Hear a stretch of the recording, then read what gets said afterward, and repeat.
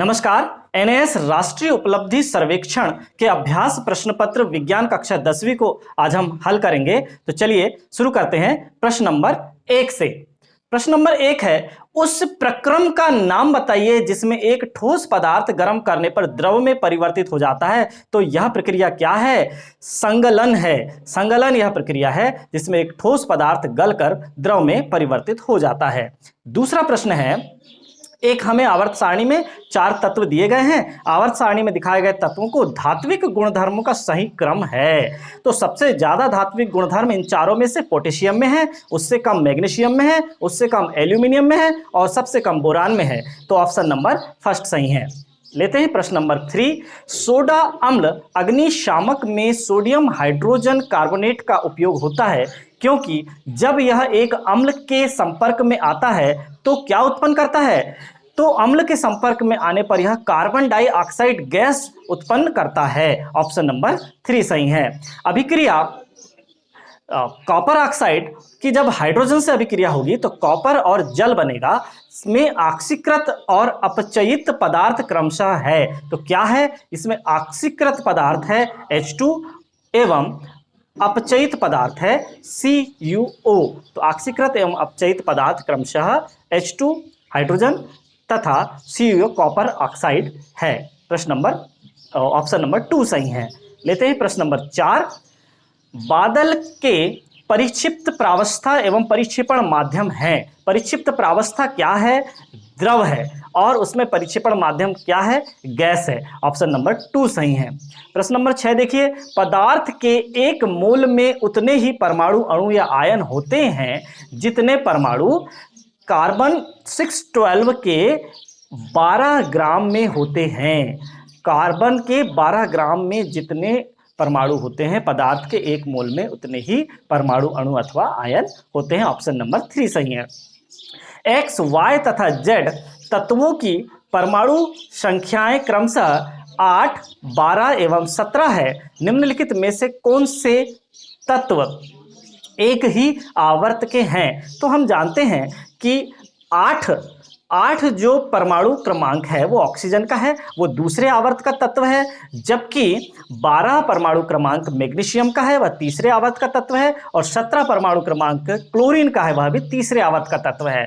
तो 12 और 17 यानी Y और Z, Y एवं Z समान आवर्त के तत्व हैं, तीसरे आवर्त के तत्व हैं। ऑप्शन नंबर 3 सही है। लेते हैं प्रश्न नंबर 8। निम्नलिखित में से कौन सी अभिक्रिया संकलन अभिक्रिया है? तो संकलन अभिक्रिया कौन सी है? सांद्र H2SO4 की एथेनॉल से जब अभिक्रिया होती है तो यह एक संकलन अभिक्रिया है। ऑप्शन नंबर 2 सही है। प्रश्न नंबर 9 है, आवर्त सारणी के तीसरे आवर्त का तत्व M ऑक्सीजन के साथ मिलकर M2O3 तत्व को M से प्रदर्शित किया गया है। M2O3 ऑक्साइड बनाता है। M क्या है? M वास्तव में एल्यूमिनियम है। वह जो ऑक्सीजन के साथ मिलकर एल्यूमिनियम ऑक्साइड बनाता है, Al2O3 बनाता है ना, इसलिए वह तत्व एल्यूमिनियम है। ऑप्शन नंबर 3 सही है। प्रश्न नंबर 10 है, हाइड्रोजन सल्फाइड H2S के एक अणु में उपस्थित परमाणु का अनुपात द्रव्यमान के रूप में है। तो देखिए, हाइड्रोजन का परमाणु क्रमांक कितना है? 1 है। और सल्फर का देखिए परमाणु क्रमांक 16 है। तो हाइड्रोजन के एक अणु में उपस्थित परमाणुओं का अनुपात है। तो कितना है? परमाणु द्रव्यमान का हाइड्रोजन का परमाणु द्रव्यमान है 1 और 2 हाइड्रोजन मिले तो परमाणु द्रव्यमान हुआ 2 और सल्फर का परमाणु द्रव्यमान है 32। जब हम दोनों का अनुपात लेंगे तो 1:16 प्राप्त होगा। Option number 2। चलिए समझते हैं प्रश्न नंबर 11। कम सक्रियता के धातुओं के ऑक्साइडों के कोक के द्वारा अपचयन में एक गैस उपोत्पाद के रूप में निकलती है। निष्वसन करने पर यह गैस बहुत अधिक विषैली होती है। यह कौन सी गैस है? तो हम जानते हैं कार्बन मोनोऑक्साइड जो है विषैली गैस है। तो ऑप्शन नंबर 4 सही है। परमाणु के लिए निम्नलिखित में से कौन सा कथन सत्य है? इलेक्ट्रॉनों की संख्या बराबर प्रोटॉनों की संख्या बराबर परमाणु संख्या, ये होता है। तो इलेक्ट्रॉनों की संख्या चाहे प्रोटॉनों की संख्या हो चाहे परमाणु क्रमांक हो, तीनों बराबर होते हैं और इन तीनों के मान जो हैं परमाणु द्रव्यमान से सदैव कम होते हैं। तो ऑप्शन नंबर 2 सही है। निम्नलिखित में से कौन सी विस्थापन अभिक्रिया है? विस्थापन अभिक्रिया है कि जिंक की जब फेरस सल्फेट से FeSO4 से जब अभिक्रिया होती है तो यह एक विस्थापन अभिक्रिया है। जिंक जो है वो आयरन के स्थान पर आ जाता है और ZnSO4 बनाता है, आयरन को विस्थापित कर देता है, इसलिए यह अभिक्रिया विस्थापन अभिक्रिया है। प्रश्न नंबर 14 देखिए, दो पदार्थ P एवं Q आपस में अभिक्रिया करके एक मीठी गंध वाला पदार्थ क्या बना रहे हैं? एक मीठी गंध वाला पदार्थ R बनाते हैं। निम्नलिखित में कौन सा सही विकल्प है? तो यह एस्टरीकरण है। अभिक्रिया का प्रकार क्या है? एस्टरीकरण है। अभिकारक P जो है वो कार्बोक्सिलिक अम्ल है और अभिकारक Q जो है वह एल्कोहल है। कार्बोक्सिलिक अम्ल की जब एल्कोहल से अभिक्रिया होती है तो मीठी गंध वाला एक पदार्थ बनता है। तो ऑप्शन नंबर 4 सही है। प्रश्न नंबर 15 है, जब ताजा दूध दही में परिवर्तित हो जाता है तो उसके पीएच पर क्या प्रभाव होता है? तो जब ताजा दूध दही में परिवर्तित हो गया तो पीएच कम हो जाता है क्योंकि वह खट्टा होने लगता है। तो पीएच का मान कैसे हो जाएगा? कम हो जाएगा। ऑप्शन नंबर 1 सही है। प्रश्न नंबर 16 देखिए, सोडियम क्लोराइड NaCl का जलीय विलयन सिल्वर नाइट्रेट AgNO3 के जलीय विलयन से अभिक्रिया करता है। यह अभिक्रिया निम्नलिखित में से किस प्रकार की अभिक्रियाओं से संबंधित है? किस प्रकार की अभिक्रिया कहलाती है? द्विविस्थापन अभिक्रिया और अवक्षेपण अभिक्रिया, अर्थात ऑप्शन नंबर 1 सही है। यानी पहला और तीसरा दोनों सही होने के कारण ऑप्शन नंबर 1 सही है। चलिए प्रश्न नंबर 17 है, आलू के चिप्स की थैली में नाइट्रोजन गैस भरी जाती है जिससे कि क्या ना हो, विकृत गंधी ना हो। इसलिए जैसे हम आलू चिप्स के पैकेट को खोलते हैं तो वहां से हवा निकलती है, वह वास्तव में नाइट्रोजन गैस होती है। ऑप्शन नंबर 2 सही है। चलिए लेते हैं प्रश्न नंबर 18, दो अलग अलग ऑक्साइड P एवं Q की अभिक्रियाएं निम्नलिखित हैं। तो P जो है HCl से अभिक्रिया करता है परंतु NaOH से नहीं करता है। हमें एक ऐसा ऑक्साइड दिया गया है P जो HCl से तो अभिक्रिया करता है, हाइड्रोक्लोरिक अम्ल से अभिक्रिया करता है, पर सोडियम हाइड्रोक्साइड से अभिक्रिया नहीं करता। जबकि Q HCl एवं NaOH दोनों से अभिक्रिया करता है। तो उपरोक्त अभिक्रियाओं के आधार पर कौन सा सही कथन है? तो P क्षारक है एवं Q उभयधर्मी है। Q उभयधर्मी क्यों है? क्योंकि वह अम्ल और क्षार दोनों से अभिक्रिया करता है। और P क्षारक क्यों है? क्योंकि वह केवल अम्ल से क्रिया कर रहा है, क्षार से अभिक्रिया नहीं कर रहा है। तो ऑप्शन नंबर 4 सही है। प्रश्न नंबर 19 है, R एक सफेद पदार्थ है जो कि केक बनाने में उपयोग किया जाता है। गर्म करने पर यह कार्बन डाइऑक्साइड गैस, जलवाष्प एवं एक सफेद ठोस पदार्थ S देता है। तो जो क्षारक प्रकृति का है R एवं S की पहचान कीजिए। तो देखिए R तो सफेद पदार्थ है, तो R क्या है? वास्तव में वह सोडियम बाइकार्बोनेट है, NaHCO3 है, और S वास्तव में क्या है? सोडियम कार्बोनेट है, Na2CO3 है। ऑप्शन नंबर 2 सही है। चलिए प्रश्न नंबर 20 है, जल के एक मोल में परमाणुओं की संख्या होती है। तो जल के एक मोल में परमाणुओं की संख्या 6.022 इंटू 10⁻23 होती है। ऑप्शन नंबर 1 सही है। चलिए अब लेते हैं प्रश्न नंबर 21, अत्यंत विषैली गैस ओजोन को आवश्यक माना जाता है क्योंकि यह अत्यंत विषैली गैस ओजोन को आवश्यक माना जाता है क्योंकि यह हमें वायुमंडल के ऊपरी स्तर पर अल्ट्रावायलेट या पराबैंगनी विकिरण से रक्षा करती है। पराबैंगनी विकिरणों से रक्षा करने के कारण हम जो है विषैली होने के बावजूद भी ओजोन को अपना रक्षक मानते हैं। ऑप्शन नंबर 1 सही है। प्रश्न नंबर 22 है, रहमान ने 2 परख नलियों में ताजा तैयार चूने का पानी लिया और इन पर क और ख चिन्हित किया। चलिए दोनों परख नलियों में क और ख चिन्हित किया।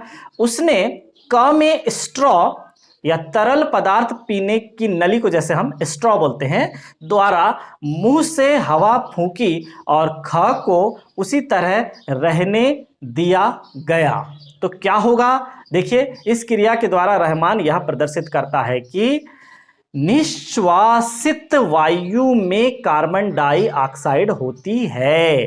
क्यों? क्योंकि यह जो है चूने के पानी को दुधिया कर देती है। जैसे हम जानते हैं कि चूने के पानी में जब हम कार्बन डाइऑक्साइड प्रवाहित करते हैं तो यह चूने के पानी को दुधिया कर देती है। इससे सिद्ध होता है कि अब हमारी जो श्वास है वह श्वास में कार्बन डाइऑक्साइड है। ऑप्शन नंबर 4 सही है।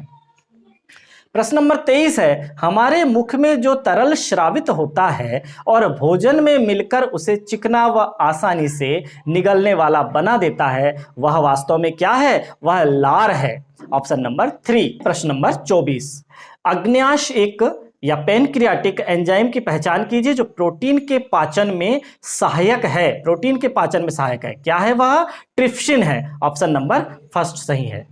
प्रश्न नंबर 25 है, मनुष्य का सामान्य प्रकुंचन तथा अनुशिथिलन दाब क्रमशः है। तो देखिए, हम जब हमारा ब्लड प्रेशर चेक करते हैं तो देखिए वह क्या होता है, 120 mmHg तथा 80 mmHg होता है। अर्थात यह 120 से 80 के बीच में यदि हमारा ब्लड प्रेशर है तो हम स्वस्थ हैं, यानी मिनिमम 80 और मैक्सिमम 120। तो यहां पर मनुष्य का सामान्य प्रकुंचन तथा अनुशिथिलन दाब है। Option number 4। प्रश्न नंबर 26 है, गमले में लगे पौधे की समस्त पत्तियों की दोनों सतहों पर वैक्सीन लगाने पर निम्न में से कौन सी प्रक्रियाएं प्रभावित होंगी? क्या क्या प्रभावित होगा? तो देखिए, यहां पर है श्वसन, प्रकाश संश्लेषण, उत्सर्जन, वाष्पोत्सर्जन, चारों प्रकार की प्रक्रियाएं यहां पर होंगी, यानी उपरोक्त सभी ऑप्शन नंबर 4 सही हैं।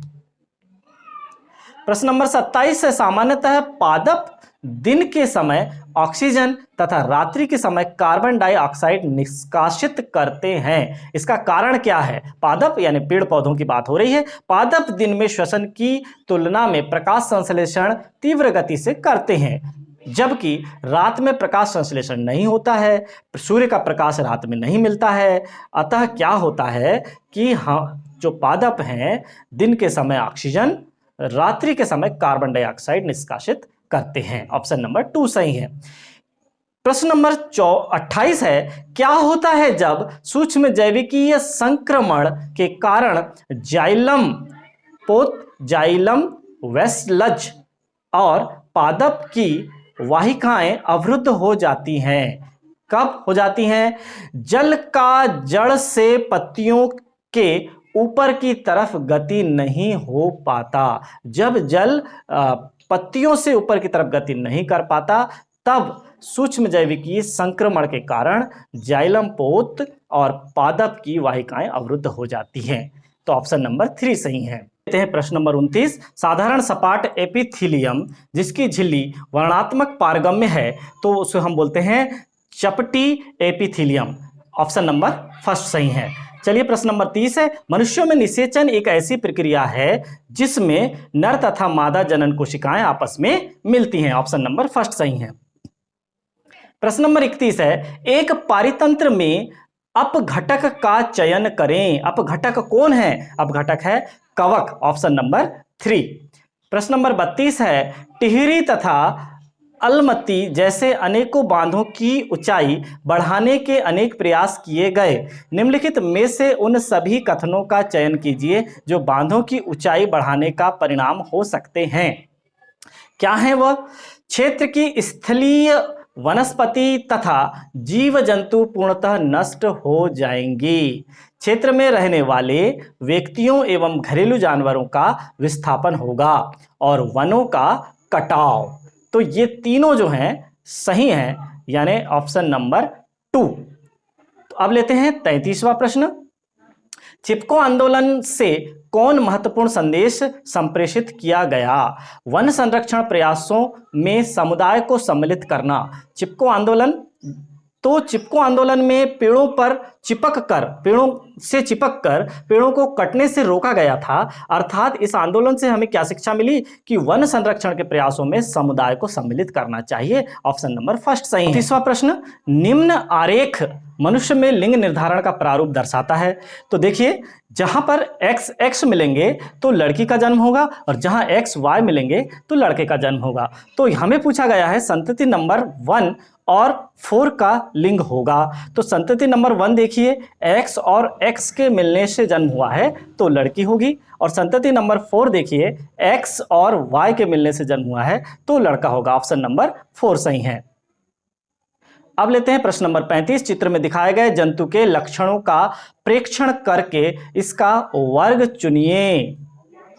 तो ये जो चित्र में दिखाया गया है वह जंतु है आर्थ्रोपोडा।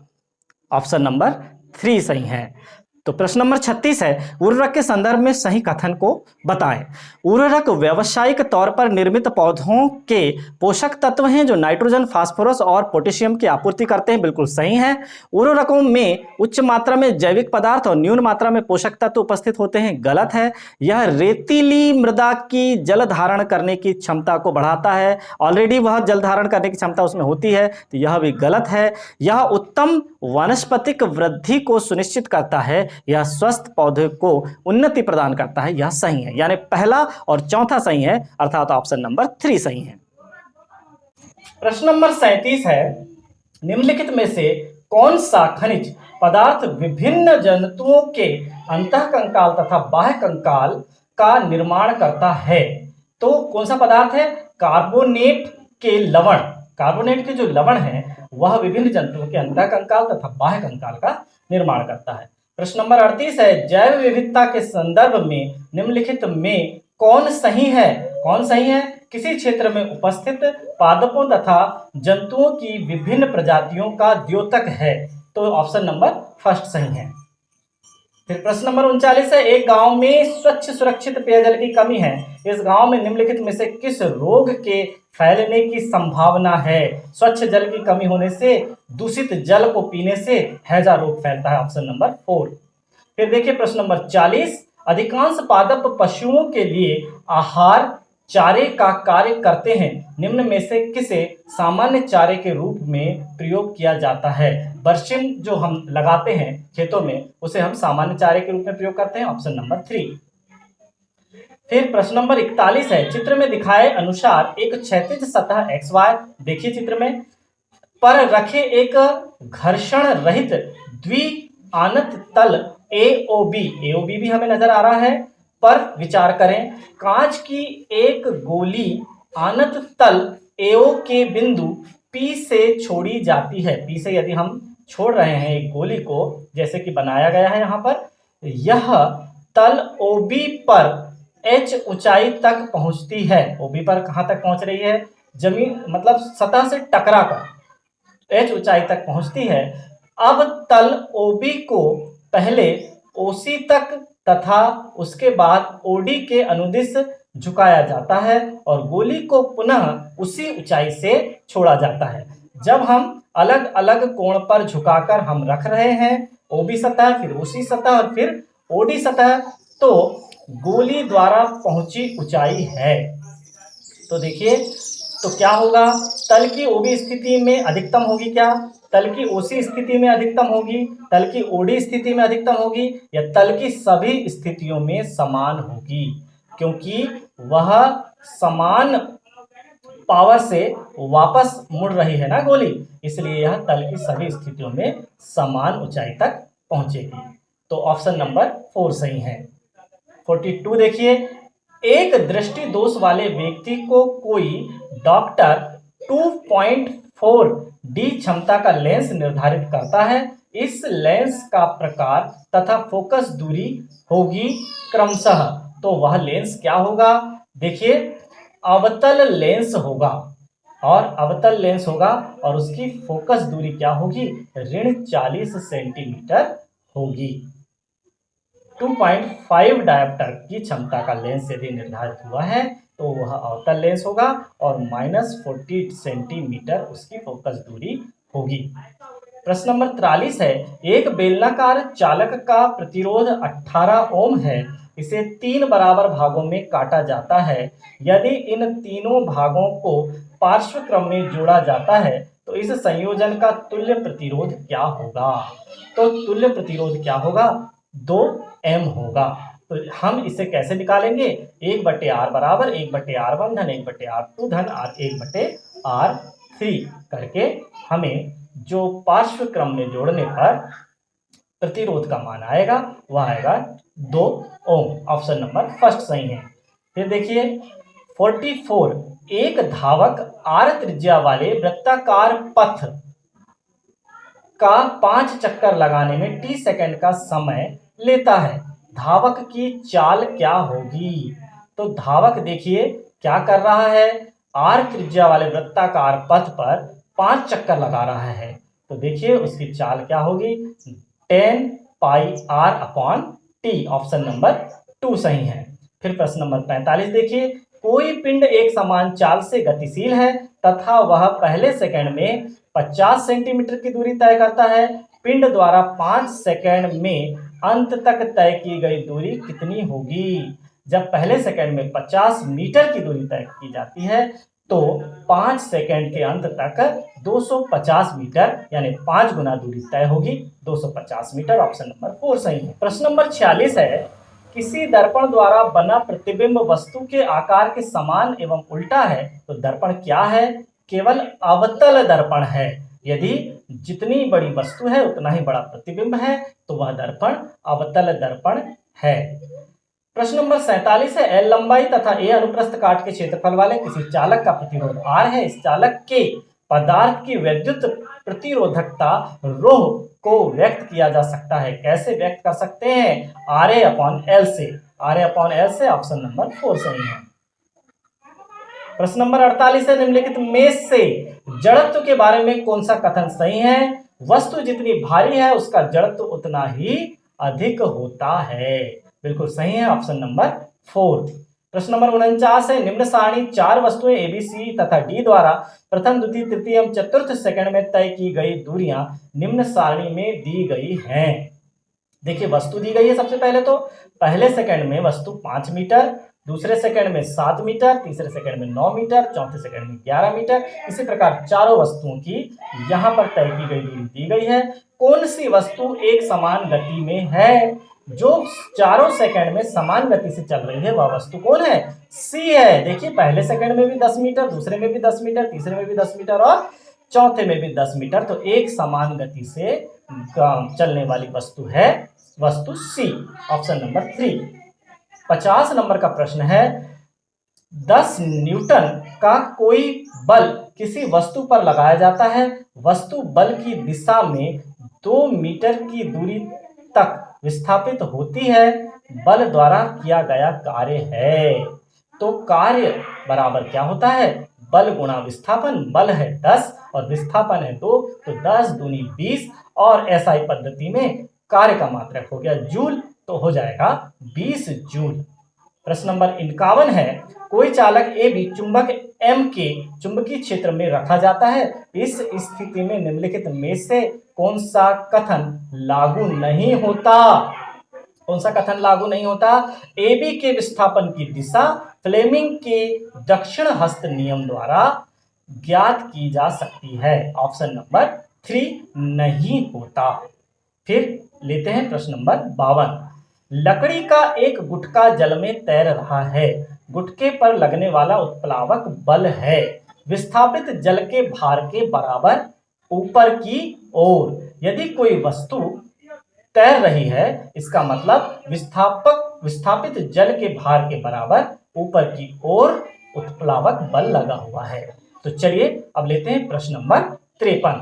दो बिंदुओं के बीच विभवांतर 2 वोल्ट है, 0.1 सी का कोई आवेश एक बिंदु से दूसरे बिंदु तक ले जाया जाता है, इस प्रक्रम में किया गया कार्य है। इस प्रक्रम में किया गया कार्य क्या हो जाएगा?